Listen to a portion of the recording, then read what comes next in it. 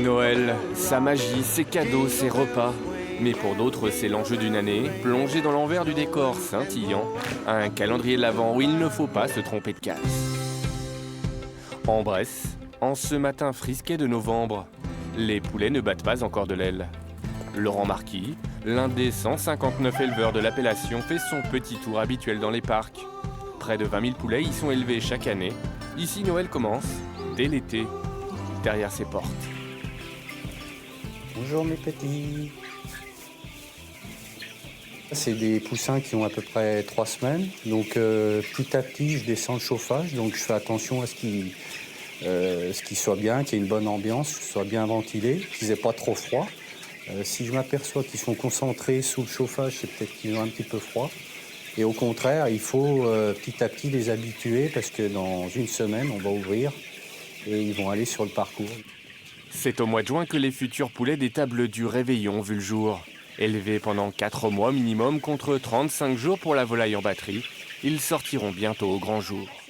Dans le Morvan, c'est une espèce bien différente qui est couvée derrière ces panneaux. Donc là, c'est les bébés Norman. Donc vous voyez, et on est au mois de novembre.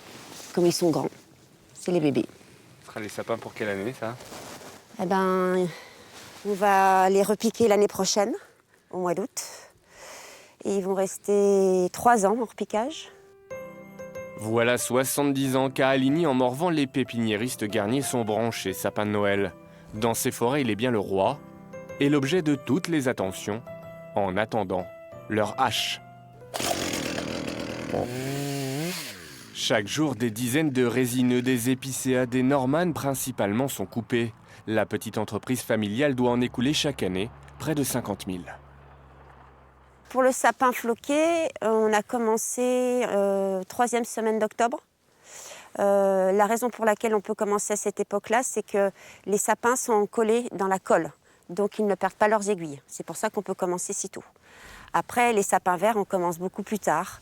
On fonctionne avec la lune et on ne fait pas des volumes énormes. Donc, en fait, on a commencé autour du 8 novembre à couper les sapins verts. Et une fois coupés, il ne doit pas rester plus de 3 jours dans ces hangars. Question de fraîcheur oblige.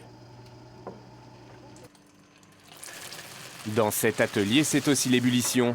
Pas d'arôme sapin au menu, mais des amandes et du sésame. Car pour satisfaire les papilles, Alexandre Carbillet, chocolatier, s'est lancé dans l'incontournable praliné. On commence par un sirop de sucre que l'on fait chauffer à 118-120 degrés. Et seulement à cette température, on rajoutera les fruits secs dedans. Une recette qu'il doit mijoter quotidiennement pendant 2 mois avant les fêtes, contre 1 fois par semaine en temps normal. Car c'est l'un des éléments indispensables du chocolat confectionné ici. Une fois torréfiée, la pâte est ensuite broyée, plus lisse et prête à être mariée au cacao. On obtient cette pâte avec la texture souhaitée, qui laisse un petit peu de grain, qui permet encore plus de faire exploser les arômes du praliné dans le palais. À quelques rues de là, eux aussi mettent la main à la pâte. Harnachés comme des alpinistes, ils s'attaquent à la face nord des Galeries Lafayette et à son immense décoration extérieure. Une bâche de 8 mètres de hauteur spécialement conçue pour Noël. Donc on est à peu près à 12 mètres en haut, au-dessus de la bâche. Ensuite, on vient tresser notre bâche avec un sandogre, une espèce de corde, tout autour. Et après, on tend. On tend sur les 4 côtés, ce qui permet de la tondre en bas et en haut. Car la décoration du magasin est un enjeu stratégique pour éblouir le futur client. 60% du budget visuel de l'année y est consacré. Mais vous verrez demain qu'installer un sapin de Noël au balcon, ce n'est pas toujours la fête.